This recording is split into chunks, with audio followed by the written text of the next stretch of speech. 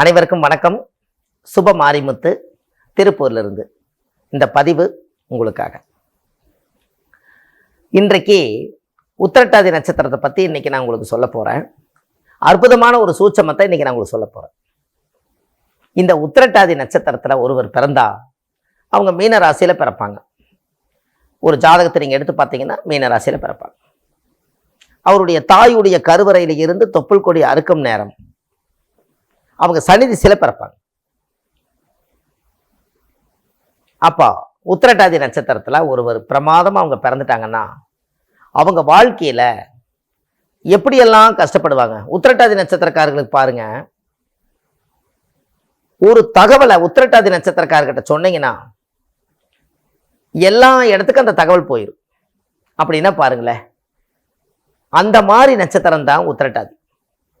வாலின்றிய போய் யதார்த்தமாக பேசக்கூடிய ஒரே நட்சத்திரம் உத்திரட்டாதி தான். நீங்கள் அவங்ககிட்ட ஒரு வேலை சொல்லிட்டீங்கன்னா கடைசி வரைக்கும் முடிச்சு கொடுக்க வரைக்கும் அவங்க இருப்பாங்க உத்திரட்டாதி. இந்த உத்திரட்டாதி நட்சத்திரத்தில் பெண்கள் பிறந்தாங்கன்னா பாருங்க, அவங்கள எங்கேயாவது ஒரு விசேஷத்தில் தேடினீங்கன்னா அவங்க கிச்சனில் தான் இருப்பாங்க.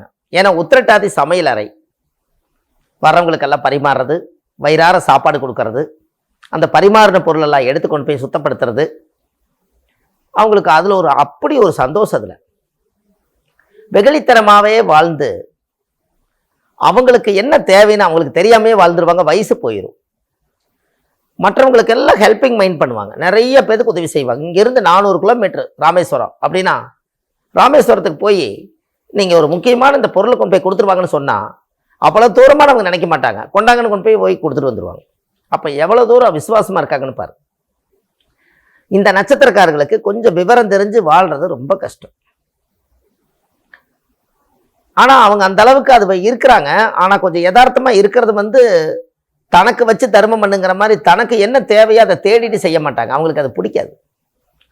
எல்லாத்துக்கூட டெய்லி நல்லா பேசணும், எல்லாத்துக்கூட கலகலப்பாக சிரிக்கணும், யாரோ ஒருத்தர் கூட சும்மா இருந்தால் கூட யாரோ ஒருத்தர் கூட பேசினா தான் அவங்களுக்கு அதில் ஒரு நிறைவு. இது அவங்களுக்கு எப்பவுமே அவங்களுடைய ரகசிய பிரச்சனை. இது வாலின்றிய பேசக்கூடியவங்க, வாலின்றிய ஒரு நட்பை உருவாக்கிடுவாங்க. அப்பேற்பட்ட நட்சத்திரம் சனியுடைய திசையில பிறந்ததுனால ஒரு நீதிமானத்தை வாழ்ந்திருக்காங்க, உண்மையா இருப்பாங்க. உத்திரட்டாதி ஏன் நான் கிச்சன்னு சொன்னேன்னா, அவங்களுக்கு சமையல் ரொம்ப பிடிக்கும். சமையல் நல்லா டேஸ்டா செய்வாங்க. ஆண்களா இருக்கட்டும் பெண்களா இருக்கட்டும் சமைக்க தெரியும். அவங்களுக்கு சமையல் நல்லா வரும். செய்யறதுக்கு வேணா காலம் அவகாசம் வேணா கொடுத்து வைக்காம இருக்கலாம், ஆனா அவங்களுக்கு செய்ய தெரியும். அப்போ இந்த உத்திரட்டாதி நட்சத்திரத்துல பிறந்திருக்கிறவங்க வாழ்க்கையில 12 ராசியில கடைசி ராசியா மீன ராசி. அவங்ககிட்ட நல்லா இருக்கிறீங்களான்னு கேட்டீங்கன்னா முக்காடு போட்டு அழுவாங்க. அவ்வளவு சுமைகளும் அங்கதான் சேரும். அது மீனம்ங்கிறது கடல் ராசியா, அங்க சேரும். அப்போ அவங்களுடைய மனசுக்குள்ள 1000 வேதனைகளும் சோதனைகள் இருந்தாலும் எல்லாத்தையும் தூக்கி போட்டு மற்றவங்களுக்காகவே உழைக்கக்கூடிய ஒரே நட்சத்திரம் உத்திரட்டாதி. இந்த நட்சத்திரக்காருக்கு யாரை பிடிச்சா, எந்த நட்சத்திரக்காரை பிடிச்சா சில காரியங்கள் நடக்குங்கிறது உங்களுக்கு தெரியணும். உத்திரட்டாதி நட்சத்திரத்துல ஒருவர் பிறந்து விட்டால், ரோகிணி நட்சத்திரத்துல ஒருத்தர் யார் இருக்காங்களோ அவங்க தெய்வ அனுகூல நட்சத்திரம். அப்ப இந்த உத்திரட்டாதி நட்சத்திரத்துக்கு ரோகிணி நட்சத்திரத்துக்கு மிகப்பெரிய ஒரு பூர்வ ஜென்ம பந்தம் உண்டு. இந்த ரோகிணி நட்சத்திரக்காரன் நீங்க எங்கேயாவது கூட கூட்டிட்டு போனீங்கன்னா உங்க வாழ்க்கை பிரமாதமா இருக்கும். ஒரு தொழிலா இருக்கட்டும், ஒரு வேலையா இருக்கட்டும், எதுக்கா இருந்தாலும் சரி நீங்க செஞ்சு பாருங்க, உங்களுடைய வாழ்க்கையில ஒரு மிகப்பெரிய மாற்றம் ஏற்படும். இந்த உத்திரட்டாதிக்கு மட்டும் அந்த யோகம் கட்டாயம் உண்டு. ரோகிணி நட்சத்திரத்துல பிறந்திருந்தால் அந்த ரோகிணி நட்சத்திரக்கார ஒரு நட்பு வச்சுக்கணும். எங்க போனீங்கனாலும் அவங்களுடைய உறுதுணை வேணும். தெய்வ அனுகூல நட்சத்திரம் அது. அப்ப இதெல்லாம் உங்களுடைய வாழ்க்கையில நீங்க தெரிஞ்சுக்க வேண்டிய விஷயம் அல்லவா? நீங்க உத்திரட்டாதி நட்சத்திரக்காரு காலையில பசுமாட்டை பார்த்துட்டு போங்க, எல்லா காரியம் நடக்கும். அங்க பாருங்க, ரோகிணி நட்சத்திரம் ரிஷபராசி வருதா, அங்கேயும் மாடு. இங்க உத்திரட்டாதி பசுமாடு தான். ஏன்னா எனத்தோட சேருமா? அப்ப காலையில எந்திரிச்சு பசுமாட்டுக்கு 2 பழம், கொஞ்சம் இல்லாட்டி அருகம்பில்லு, எந்த காரியத்துக்கு போனாலும் பசுமாடு இந்த உலகத்துல எங்க தேடினாலும் கிடைக்கும். 2 பழம் கொடுத்துட்டு பின்னாடி கோமாதாவை தொட்டு கும்பிட்டு போங்க, உங்க வாழ்க்கை பிரமாதமா இருக்கு. கோமாதா உங்களை பார்க்கணும், நீங்க அவர் பார்க்கறது ரொம்ப சந்தோஷம்தான். உங்களுக்கு ஒன்று தெரியுமா, ஒரு ரகசியம். உத்திரட்டாதி நட்சத்திரக்கார ரோக நட்சத்திரக்கார கூட்டிட்டு போனா எல்லா காரியம் நடக்கும் போது ரோக நட்சத்திரம் தான் ரிஷப ராசின்ட்டோம். சிவனுக்கு நேர் எதுக்கால பார்த்தீங்கன்னா நந்தி தேவதை தான் வச்சிருப்பாங்க. பிரதோஷ அன்னைக்கு பார்த்தீங்கன்னா சந்தன காப்பெல்லாம் பூசி அவங்களுக்கு நல்ல தீபாரதனை காமிச்சு நந்தி பூஜை நடக்கும்.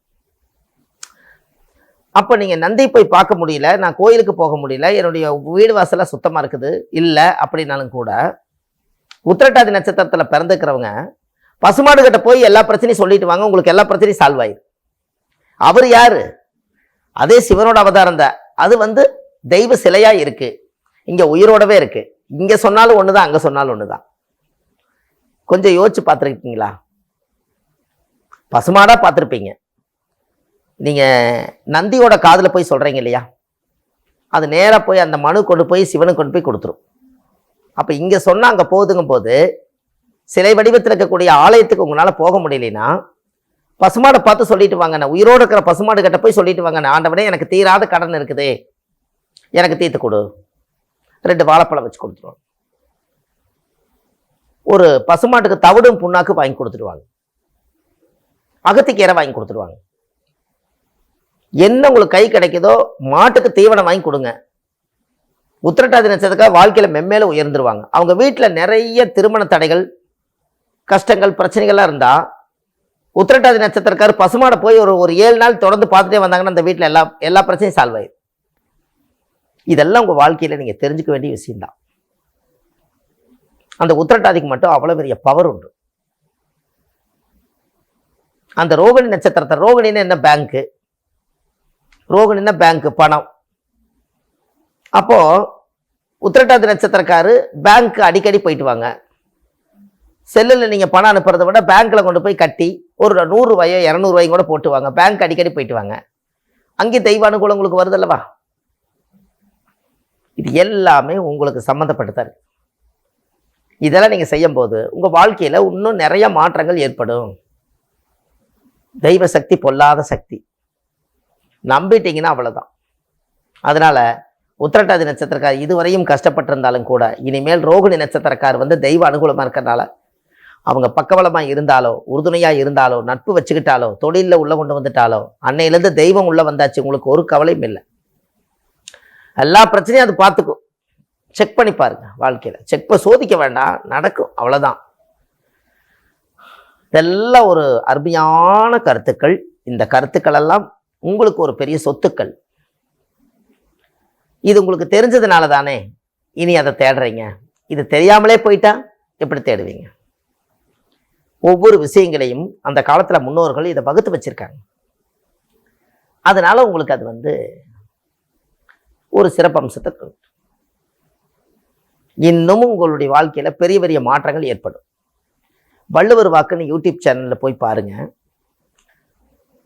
ஆன்லைன்லேயே நான் ஜாதகம் பார்க்குறேன். நீங்க ஒவ்வொரு கருத்துக்களையும் நீங்க அதில் பார்த்தீங்கனாலே அது முழுசா கிட்டத்தட்ட 1000கணக்கான பதிவுகள் அதில் கொடுத்துருக்கேன். அவ்வளவும் நீங்க தெரிஞ்சு உங்களுடைய வாழ்க்கையில நீங்க ஒரு தெளிவாயிட்டாலே ஒரு மனிதனா இருந்தவங்க ஒரு மகானா மாறினதுக்கு சமமா இருப்பீங்க. அதுல அந்த அளவுக்கு சொத்துக்களும் முத்துக்களும் கருத்துக்களும் அதுல கொடுத்துருக்கேன். அதனால கண்டிப்பா மக்களுக்கு தேவையான விஷயங்கள் அதுல இருக்கு. இதெல்லாம் நீங்க கண்டிப்பா தெரிஞ்சுக்கணும் உங்களுடைய வாழ்க்கையில. அப்ப இத்தனை நாளா உத்திரட்டாதி நட்சத்திரம் தெரியாம இருந்தாலும் கூட இந்த பதிவை உங்களோட போகாம, உங்களுக்கு தெரிஞ்ச உத்திரட்டாதி நட்சத்திரக்கார் கண்டிப்பா யாரோ 1-2 பேராவது இருப்பாங்க, அவங்களுக்கு இதை அனுப்புங்க.